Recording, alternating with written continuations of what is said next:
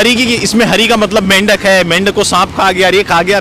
मैं टोटली उस टाइम मैंने कहा कि तो उस टाइम मैंने कहा चलो ठीक है, पेशेंस लूज नहीं करने हैं। एक मौका मिले कि कौन सा लागू करना चाहोगे, सबसे ज़्यादा फोकस किस पे दोगे? तो मैंने कहा सर सोशल जस्टिस। ये पूछा गया कि बच्चों के लिए कि आप कुछ और बताना चाहते हो, तो मैंने कहा मैम मैं बच्चों के बारे में बताना चाहती हूँ। तब भी मैं उनकी मन के यार कि ये आदमी कुछ गड़बड़ करेगा और उसने कर दी। सर आपका नाम?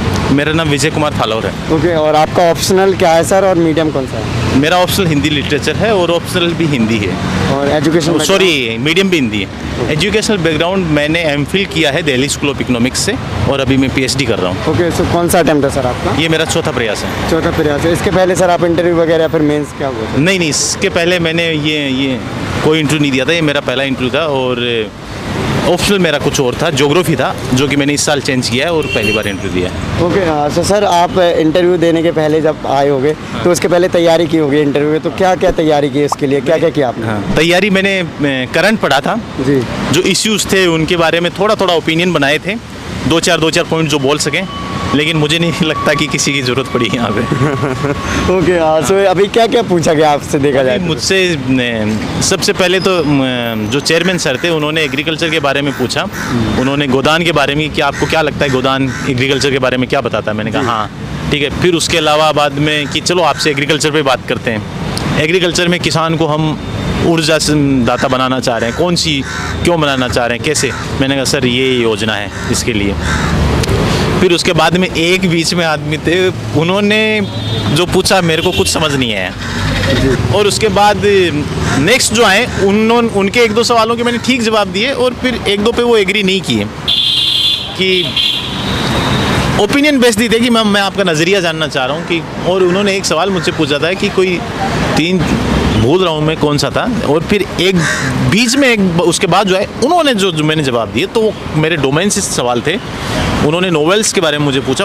अनफॉर्चुनेटली वो फॉर्चुनेटली मैंने वो नॉवेल सारे पढ़ रखे थे और उस पर मैं जब चेयरमैन सर की तरफ देख रहा था तो वो भी उससे थोड़ा सा एग्री हो रहे थे। फिर एक मैडम थी जो कि नॉर्थ ईस्ट से थी, उन्होंने जो सवाल पूछे तो उससे भी थोड़ा सा वो एग्री थी, थोड़ी नहीं थी। तो मैं भी कह नहीं सकता कि मेरा इंटरव्यू कैसा गया। ओके, सो आपके पैनल का नाम क्या था सर? मैं बीबी व्यास सर के। ओके, और कितने टाइम तक चला आपका इंटरव्यू?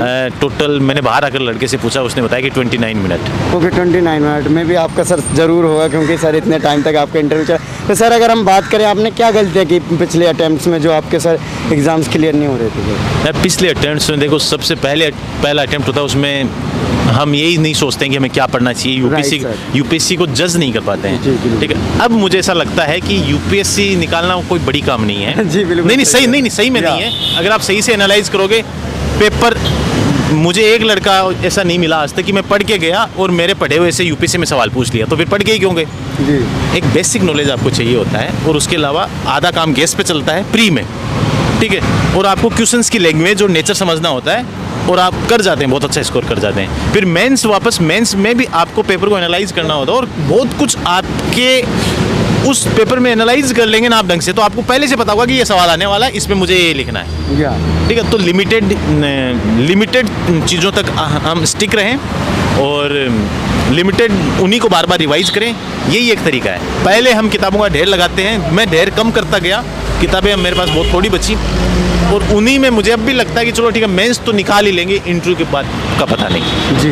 ओके, सर आपको क्या लगता है कि आपके सफलता में आंसर राइटिंग या फिर जो हिंदी लिटरेचर ऑप्शनल है उसका कितना बड़ा योगदान है? यार देखिए, हिंदी लिटरेचर मेरा पहली बार लिया था मैंने, ठीक है। पहली बार था मेरा ऑप्शनल, पहले ज्योग्राफी था, तो इसका तो मुझे नहीं पता इसमें कितने नंबर हैं। मुझे तो ये भी नहीं पता कि मेरा पेपर अच्छा हुआ था कि बुरा हुआ था। और आंसर राइटिंग मैं तो उन कैंडिडेट्स में से हूँ जो बहुत कम करता है, ठीक है। और हाँ, और मैंने हिंदी लिटरेचर के कुछ 2-4 पेपर लिखे थे, उनमें टेस्ट सीरीज में मेरे बहुत अच्छे मार्क्स आ जाते थे और बाकी मैंने लिखे नहीं। आंसर राइटिंग करना चाहिए, लेकिन एक दूसरी चीज़ मेरे को ये भी नज़र आई कि जो टेस्ट सीरीज वाले जो होते हैं ना, ये जो सवाल पूछते हैं, इनका नेचर यूपीएससी के सवालों से बिल्कुल अलग होता है। जी। हम जब उनके तो उसके साथ पे हम प्रैक्टिस करते हैं तो हमारा एक डोमेन बन जाता है कि हम उसी पैटर्न को फॉलो करते हैं। राइट। ठीक है, तो उस चीज़ से भी हमें बचना चाहिए। चीज़ें उसकी बजाय अगर हम यूपीएससी के पेपरों का आंसर लिखें, यूपीएससी के पेपरों का सही टाइम में आंसर लिखें, वो ज़्यादा बेहतर होगा।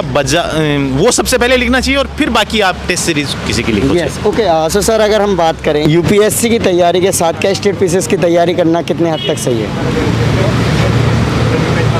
मुझे तो लगता नहीं करनी चाहिए, क्योंकि यूपीएससी के लिए लिमिटेड चांस मिलते हैं। स्टेट की करनी है तो उसके बाद ही कर सकते हैं, जब यूपीएससी नहीं निकलेगा तो। सीरियस कैंडिडेट हैं तो यूपीएससी को सीरियसली दीजिए। अगर बीच में आ जा रही है तो आप छोड़ेंगे कि यार जल्दी से निकालिए, क्यों 30 साल का वेट कर रहे हो यूपीएससी निकालने का। हम जैसे लोगों को तो बाद में पता चला, 25 साल की उम्र में तो पता चला कि यूपीएससी की एग्ज़ाम की तैयारी कर सकते हैं, लेकिन आप 25 साल तक 26 साल तक पहले इसको दीजिए और उसको टाइम। हाँ, यूपीएससी की तैयारी से आजकल ज़्यादातर स्टेट पीसीएस सेम ही चीज़ हो गई है। जी। तो वो की जा सकती है, जहाँ तक सिलेबस सेम है वहाँ तक ठीक है। अगर कुछ एक्स्ट्रा डिमांड कर रहा है, टाइम की डिमांड कर रहा है, तो नहीं करनी चाहिए, बाद में कर ली। ओके, सो जो नए स्टूडेंट्स हैं, आपकी गलतियों के अनुसार आपने जो सीखा है उनको मैसेज दीजिए सर। कि देखो, सबसे पहले तो इस चीज़ को निकाल दीजिए कि यूपीएससी कोई बहुत बड़ा गेम है, ये होगा निकालिए। और दूसरा ये है कि लिमिटेड सोर्सेज तक स्टिक होके रहिए। यूपीएससी के क्वेश्चंस को का नेचर समझिए, क्योंकि डेफिनेटली अगर आप कोशिश करेंगे ना तो उस नेचर को पकड़ ही लेंगे। ठीक है, अगर आप उस नेचर को पकड़ लेंगे तो आपका आधा काम आसान हो जाएगा, क्योंकि आधी चीज़ें तो जो सिलेक्ट हो जाते हैं उनको खुद ने भी आधा गेस पे ही काम किया था और आधा नॉलेज पे काम किया था। तो एक बेसिक नॉलेज डेवलप कीजिए। ठीक है, एनसीईआरटी कोई कहते हैं तो एनसीईआरटी के अलावा भी सोर्सेज अगर एनसीईआरटी नहीं पढ़ते हैं तो उसके अलावा सोर्सेज उनको पढ़िए, टेक्स्ट बुक पढ़िए। जैसे कि मॉडर्न हिस्ट्री के लिए स्पेक्ट्रम से ज़्यादा पढ़ने की ज़रूरत नहीं है, पॉलिटी के लिए लक्ष्मीकांत से ज़्यादा पढ़ने की ज़रूरत नहीं है, करंट के लिए विजन से एक्स्ट्रा पढ़ने की ज़रूरत है ही नहीं। होना होगा उतने में काम हो जाएगा, नहीं होगा तो उसके बाद कुछ भी पढ़ लो, नहीं होगा। जी।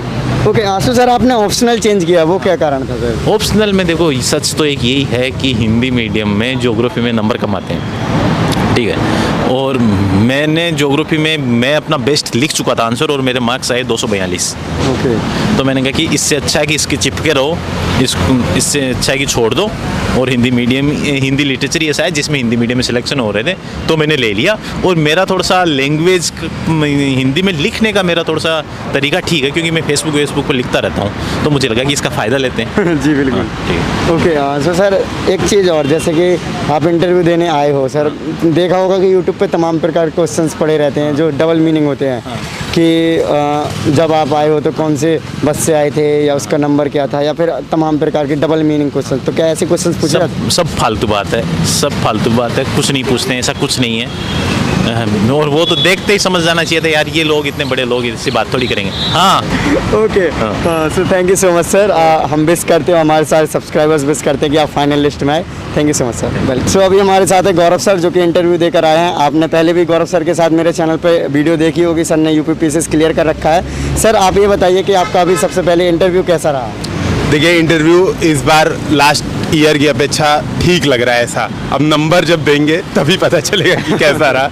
मेन तो उनको कैसा लगा वो मैटर करता है। ओके, सो सर, आप अपना अभी नाम बता दीजिए एक बार और एजुकेशन बैकग्राउंड बता दीजिए। मेरा नाम गौरव त्रिपाठी है और मैं आईटी रुड़की से बीटेक हूँ 2018 में, और सेकंड इंटरव्यू है ये मेरा। सेकंड इंटरव्यू है। ओके, सो सर, इंटरव्यू के लिए आपने किस तरीके से प्रिपेयर किया था, क्या क्या चीज़ें की थी सर आपने? क्योंकि पहले भी इंटरव्यू दिया तो कहीं ना कहीं गलतियाँ रहेंगी, उनको चेंजेस किया होगा, सुधारा होगा।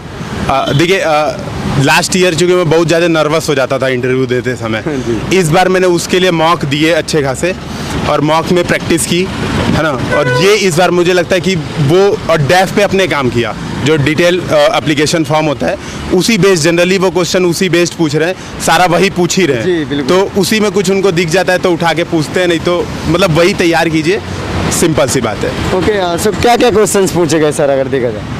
देखिए, पहला क्वेश्चन जो कि हम लोग ने मतलब रात में ही कल प्रेडिक्ट भी किया था और हम लोग उसको कर भी रहे थे डिस्कशन, पहला यही पूछा कि वो चीज़ बताओ जो डेफ में ना हो। डेफ में तुम्हारा नाम लिखा हुआ है, डेफ में तुम्हारे बारे में सर चीज़ लिखी हुई है, तुम कहाँ से पढ़े हो, कैसे हो, सब लिखा हुआ है, तो वो चीज़ अपने बारे में बताओ जो डेफ में ना लिखी हो। और वो चीज़ बता, मतलब यही सब कि कैसा व्यक्तित्व है तुम्हारा, तुम्हारे व्यक्तित्व में क्या कमियां हैं, क्या अच्छाइयाँ हैं, तो बेसिकली वो ये जानना चाह रहे थे, पहला ये था। ओके। उसके बाद ये बोले कि प्रियम्बल सुनाओ, सेकंड क्वेश्चन था कि प्रियम्बल सुनाओ जो संविधान में उसको people of India, we the people, वो आमुख, बेसिकली उसको हिंदी उन्होंने आमुख बोला। अब आमुख मुझे समझ में नहीं आया, तो बोले प्रियम्बल नाम सुना है? मैंने कहा हाँ सर। उसको हिंदी क्या बोलते हैं? फिर मुझसे पूछे कि हिंदी उसको क्या बोलते हैं, तो मैंने कहा प्रस्तावना। तो बोले प्रस्तावना सुनाओ। अब मैं प्रस्तावना थोड़ा थोड़ा भूल रहा था, एग्जैक्ट तो याद नहीं था, फिर भी मतलब घीस पीट के किसी तरह सुना दिया। ओके। फिर उसी से आगे बढ़ाए कि अब बताओ इसमें से कौन सा ऐसा शब्द है जो तुम चाहते हो हटा देना, और तुमको हटाने का मौका मिले तो कौन सा शब्द हटा दोगे, ओके। कौन सा शब्द लागू करने का प्रयास करोगे। तो फिर यहाँ से डिस्कशन आगे बढ़ाए थे वो। ओके, सो जी। आपने क्या बताया फिर? तो मैंने यही बताया कि सर पहले उन्होंने ये पूछा कि कौन सा शब्द हटाना चाहोगे, तो मैंने कहा सर ये तो मुझे वर्तमान में नहीं सूझ रहा और सभी सब शब्दों का अलग अलग महत्व है। फिर उन्होंने अच्छा तुमको एक मौका मिले कि कौन सा लागू करना चाहोगे, सबसे ज़्यादा फोकस किस पे दोगे, तो मैंने कहा सर सोशल जस्टिस। फिर बोले मैं चाहता हूँ, मैं गवर्नमेंट में बैठा हूँ और मैं चाहता हूँ कि सोशल जस्टिस हटा दिया जाए। मतलब अब क्योंकि भाई इतने साल हो गए हैं तो सोशल जस्टिस हटा दिया जाए और तुम अधिकारी हो, तुम्हें ही नोट बनाना है, तो तुम कौन कौन से तर्क दोगे इसे हटाने का। तो मैंने फिर वही कहा कि सर 7 दशक हो गए हैं हमने सोशल जस्टिस लागू किया, लेकिन ग्लोबल हंगर इंडेक्स में बहुत पीछे हैं, ह्यूमन डेवलपमेंट इंडेक्स में 130 रैंक है, तो इस कारण हमें इम्प्लीमेंटेशन नहीं कर पाए। फिर दूसरा ये कारण कि अगर सर हम सोशल जस्टिस हटा देंगे और मार्केट बेस्ड इकोनॉमी रखेंगे तो अधिक इनकम जनरेट होगी, वस्तुएं दक्ष उत्पादन होगी। फिर मतलब इन चीज़ों पे वो डिस्कशन ले गए आगे, फिर ऐसे ही पूछते रह गए और मतलब इसी पे घुमा फिरा के वो फोकस थे। जो मनोज सोनी सर का बोर्ड था मेरा, Okay. तो वो मतलब इन्हीं चीज़ों को वो पूछ रहे थे। ओके, सो सर आप जैसे कि इंटरव्यू के पहले जब सोचा होगा कि बोर्ड किस तरीके का, पिछले बार से कितना डिफरेंट लगा? सपोर्टिव था, जो उनका व्यवहार था वो काफ़ी मतलब एक सपोर्टिंग होता है, एक नॉर्मल होता है, वो किस तरह? देखिए बोर्ड मेरे हिसाब से पिछली बार भी बहुत सपोर्टिव थे। यहाँ के जितने बोर्ड्स हैं ना, लास्ट ईयर मेरा TC आनंद सर के बोर्ड में था, तो वो भी बहुत सपोर्टिव था। जो चीज़ भूल रहे थे वो चीज़ सपोर्ट कर रहे थे, बता रहे थे। आज भी ऐसा ही बोर्ड था, जो चीज़ आप भूलो तो उसको बताते हैं, थोड़ा बहुत हेल्प कर देते हैं सामने से। तो बोर्ड जनरली हमेशा ही सपोर्टिव रहता है, आपको कोई प्रेशर फील नहीं होने देते हैं। इस बार थोड़ा सा डिफरेंस ये था कि मास्क लगा दिए थे और फेस शील्ड लगा दिए थे, तो सोचने में सिर दर्द हो रहा था, मतलब क्या चल रहा था। और मतलब थोड़े से उम्र दराज हो जाते हैं तो उन लोग की आवाज़ नहीं सुनाई दे रही थी कि मतलब क्या बोलना क्या चाह रहे हैं, आधी बातें मिस हो जा रही थी, तो वापस पूछना पड़ रहा था सर सॉरी सर एक बार फिर से रिपीट कर दीजिए। ये थोड़ा सा प्रॉब्लम आ रही थी इस बार, क्योंकि मास्क उन लोग ने डबल मास्क लगाए थे, हमें फेस शील्ड लगा दी थी, ग्लव्स लगा दिए थे, सारे कारनामे पहले से कर रखे थे। ओके, सो कितने टाइम तक आपका इंटरव्यू चला सर? मुझे जहाँ तक लगता है लगभग 25 से 30 मिनट चला है इंटरव्यू। ओके, तो सर करंट वगैरह और फिर GS के पोर्शन से कुछ? देखिए करंट उन्होंने यही पूछा बेसिकली करंट में कि म्यांमार, बोले कि भारत म्यांमार में जो है इन्वेस्टमेंट क्यों करे और म्यांमार का क्या फ़ायदा हो सकता है। तो बेसिकली वो इंटरनेशनल रिलेशन से 1-2 करंट के क्वेश्चन पूछे थे। बाकी जनरली मेरा डेफ पूछा कि आपको ट्रैकिंग में इंटरेस्ट है, हरिप्रसाद चौरसिया के बारे में क्या जानते हैं, जैसे मेरा फ्लूट बजाना मेरा एक हॉबी है, तो उन्होंने पूछा हरिप्रसाद चौरसिया का नाम बताइए, उनके बारे में आप क्या जानते हैं। फिर उन्होंने पूछा कि चेस खेलते हैं, कहाँ पे खेलते हैं, और चेस के बारे में जानने के भी इच्छुक हैं कि केवल चेस खेलते हैं। ऐसे क्वेश्चन डेफ में। फिर मैंने IIT रुड़की में एकेडमिक रीइंफोर्समेंट प्रोग्राम पे काम किया था, उस पर पूछा। जैसे हिमालयन एक्सप्लोरर क्लब में मैं था IIT रुड़की में, तो हिमालयन में पूछा कि आप ट्रैकिंग करने जाते थे तो क्या प्रॉब्लम होती थी वहाँ पे, और अगर आपको कुछ वहाँ पर बना दिया जाए, आपको अवसर दिया जाए कि आप उसको दूर कर पाएँ, तो आप कैसे उसको दूर करेंगे। तो ये सब बेसिकली मेरा क्वेश्चन करंट बेस्ड नहीं था, डेफ बेस्ड ही मेरा क्वेश्चन आंसर हुआ था। ओके, तो सर जैसा कि आप हिंदी मीडियम से आए हो, तो सर क्या लगता है कि हिंदी मीडियम से इस बार रिजल्ट क्या रहेगा? हाँ देखिए, मैंने मेंस भी हिंदी मीडियम से ही लिखा है और मुझे नहीं लगता है कि हिंदी मीडियम का इस बार रिजल्ट ख़राब रहेगा, क्योंकि बहुत सारे बच्चे, मतलब मेरे जानने के जो पिछले साल इंटरव्यू में अपीयर होते हिंदी मीडियम, इस बार जनरली सबकी कॉल आई है। तो होप कि यार इस बार तो अच्छा रिजल्ट आए हिंदी मीडियम का, ये है। एक मैं जो लोग आने वाले समय में इंटरव्यू देने वाले हैं उनसे 1-2 बातें शेयर करना चाह रहा हूँ कि देखिए पहली बात तो ये कि आप मास्क लगा के और फेस शील्ड लगा के थोड़ा सा बोलने का प्रैक्टिस कर लीजिए, जो लोग भी अभी आ रहे हैं इस समय इंटरव्यू देने। फेस शील्ड हटाने का भी तो बोल रहे हैं। हाँ, मास्क और फेस शील्ड लगा के प्रैक्टिस करने से आपकी आवाज़ जो है क्लियर वहाँ तक जा रही है कि नहीं, एक बार ये चेक कर लीजिए। पहला तो ये बहुत ज़रूरी है। दूसरा RT-PCR रिपोर्ट और जो आईडी कार्ड है वो अपने सबसे ऊपर रखें, क्योंकि बार बार हर जगह चेक हो रहा है। तो आपको बार बार ऐसा ना हो कि मेरी फाइल टूट गई, मतलब फट गई मेरी फाइल बार बार निकालने के चक्कर में। तो वो चीज़ किसी के साथ दोबारा दिक्कत ना हो, तो ये आप लोग रखिए। और इसके बाद जो मेडिकल है तो वो तो अब कल होगा ही मेडिकल, तो उससे जी। तो सर जो आपने पिछली बार इंटरव्यू दिया था तो उसमें सबसे ज़्यादा क्या गलतियाँ लगी आपको कि ये गलतियाँ थी मेरी? पिछली बार मैंने जो मेन क्वेश्चन था कि आईआईटी के बाद, इतना अच्छा ग्रेडिंग के बाद, केवीपीआई स्कॉलरशिप के बाद तुम क्यों सिविल सर्विसेज में जाना चाहते हो, तो वो मैं नर्वस हो गया था। वहाँ पे मैंने प्रैक्टिस हालांकि की थी इस क्वेश्चन की, उसका आंसर नहीं दे पाया था लास्ट ईयर। इस बार वो क्वेश्चन ही नहीं आया, इस बार वो पूछा ही नहीं इन्होंने। मुझे लगता है उन्हें पता होगा कि लास्ट बार ऐसा कुछ पूछा जा सकता है, तो इन्होंने इस बार ये चीज़ पूछी नहीं। इस बार बेसिकली यही पूछा कि वो चीज़ बताओ जो डेफ में नहीं है। तो इंट्रोडक्शन थोड़ा सा हार्श नहीं था, लास्ट बार मेरा इंट्रोडक्शन बहुत हार्श हुआ था।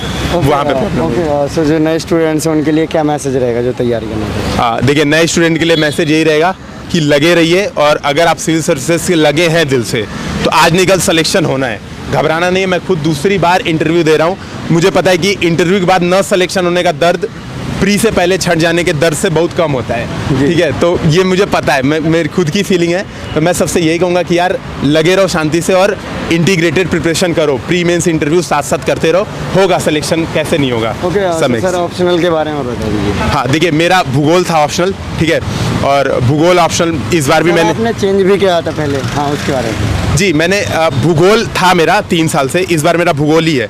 अब मैंने चेंज करके मतलब हिंदी ले लिया, क्योंकि मुझे लग रहा था कि मेरा भूगोल बहुत ख़राब हुआ है। तो इस वजह से मैं ये भी नहीं एक्सपेक्ट कर रहा था कि मेरी इंटरव्यू कॉल आएगी, इतना ख़राब हुआ था मेरा भूगोल। तो अब आ गई है तो बात अलग है। हालांकि मैंने अब हिंदी लिटरेचर ले लिया है, क्योंकि मेरा मीडियम हिंदी है। तो मुझे लगता है जो कंटेंट मटेरियल है और जो टॉपर्स की कॉपी है जिससे आप सीख पाते हो, तो वो सब ज़्यादा अच्छे से हिंदी साहित्य का अवेलेबल है। इस वजह से मैंने स्विच कर दिया, और मैं नंबर भी नहीं आ रहे थे मेरे 3 बार से लगातार, तो ये कारण रहा है। क्या नाम? शालू। एजुकेशन बैकग्राउंड क्या मैम? बीटेक कंप्यूटर साइंस से ओके, और मैम आपका कौन सा अटेम्प्ट है ये मेरा 3rd अटेम्प्ट है। और आपका ऑप्शनल और medium? Political science and international relations है ऑप्शनल, और मेरा इंटरव्यू का मीडियम हिंदी है, और बाकी और एग्ज़ाम्स का मेंस का इंग्लिश था। ओके मैम, इसके पहले आपने कोई एग्ज़ाम्स और क्लियर किए हैं, उनके बारे में बताइए। नहीं, मैंने ये एग्ज़ाम अभी इससे पहला इंटरव्यू दिया है अपना, और कोई एग्ज़ाम्स क्लियर नहीं। इसके पहले और यूपीएससी का अटेम्प्ट दिए? यूपीएससी का अटेम्प्ट दिया था, उसमें प्रीलिम्स मेरा नहीं हुआ था, तो ये पहला मेंस और पहला इंटरव्यू जी है। मैम। ओके सो मैम, आपने इंटरव्यू में क्या पूछा गया, इसके पहले आप ये बताइए कि आपने इंटरव्यू के लिए तैयारी कैसे की थी मैम? क्या क्या आपने सोचा था कि हम इस तरीके से तैयारी, मॉक्स वगैरह हो गया, फिर जो अलग DAF वगैरह हो गया? तो मैंने मॉक्स दिए थे बहुत सारे, और मेरे जो भी डिटेल एप्लीकेशन फॉर्म में जो भी था मेरा एजुकेशनल बैकग्राउंड या फिर हॉबीज़, उन सब के रिगार्डिंग मैंने कुछ क्वेश्चंस लिख लिए थे और क्वेश्चंस की लिस्ट प्रिपेयर की थी, तो उसी हिसाब से मैंने प्रिपेयर किया था। जी। और जी ओके। सो मैम, क्वेश्चंस आज क्या क्या पूछे गए आपसे? जो मेरे हॉबीज़ से बहुत सारे क्वेश्चंस पूछे गए। और हॉबीज़ हैं आपकी ma'am? Traditional knowledge for sustainable development. Okay. और बच्चे मुझे अच्छे लगते हैं, तो उनके बारे में क्वेश्चन पूछा गया। और जी, किस किस टाइप के क्वेश्चंस पूछे गए मैम? क्वेश्चंस बहुत ही सिंपल थे, कोई भी आंसर कर सकता है, तो उसमें कोई प्रिपरेशन होने की भी ज़रूरत नहीं है। आप जैसे हो, पर्सनालिटी आपकी जैसी है, बस वैसे ही दिखना है। हाँ, तो मैम क्वेश्चंस बताइए कि आपसे पर्टिकुलर क्या पूछा गया था उनके बारे में? मुझे पूछा गया कि बच्चों के लिए कि आप कुछ और बताना चाहते हो, तो मैंने कहा मैम मैं बच्चों के बारे में बताना चाहती हूँ। और traditional knowledge for sustainable development, उन्होंने पूछा कि आप कोई ऐसा बताइए जिसको हम यूज़ कर सकते हैं। और मेरा एजुकेशन जो है स्कूलिंग नवोदय विद्यालय से हुआ, तो उसके बारे में क्वेश्चंस पूछे मुझसे। इसके अलावा मैम करंट और GS वगैरह से? करंट और GS से मुझसे ज़्यादा क्वेश्चन नहीं पूछा, मेरा कंप्यूटर साइंस बैकग्राउंड था, इसलिए साइबर सिक्योरिटी के बारे में मुझसे पूछा। साइबर सिक्योरिटी के बारे में। ओके सो मैम, जब आप इंटरव्यू देने गए थे तो आपने क्या सोचा था कि इस टाइप के मुझसे क्वेश्चंस पूछे जाएंगे, या फिर जो एक कंफर्टेबल जोन या फिर कूलनेस जो होती है, क्या सोचा था कि वैसा माहौल मुझे वहाँ पे मिला? नहीं, बोर्ड जो थे बहुत कोऑपरेटिव थे, बहुत अच्छे थे, और जैसे लग रहा था हम उनसे बात कर रहे हैं, कोई इंटरव्यू हमारा नहीं हो रहा है, तो इसलिए डरने की बिल्कुल ज़रूरत नहीं है। ओके सो कितने टाइम तक चला और आपके बोर्ड का क्या नाम है? आधे घंटे तक चला हमारा इंटरव्यू। ओके, और बोर्ड का नाम क्या था मैम? बोर्ड का नाम ओके कोई बात नहीं। ओके सो मैम, ये बताइए कि आपने जब इंटरव्यू पिछले बार इंटरव्यू के लिए नहीं आ पाए, प्रीलिम्स ही दिया आपने, तो प्रीलिम्स नहीं हुआ, तो मैम क्या गलतियाँ ऐसी करी आपने जो कि प्रीलिम्स से नहीं हुआ? प्रीलिम्स मुझे लगता है कि वो कोई भी स्ट्रेटजी उसमें काम नहीं आएगी, अगर क्लिक होता है तो वो हो जाता है, और नहीं होता है तो आपने प्रिपरेशन की होगी फिर भी आपका नहीं हो सकता Right, है। right. तो ऐसा कुछ भी नहीं है कि हमने नहीं किया अपनी तरफ से।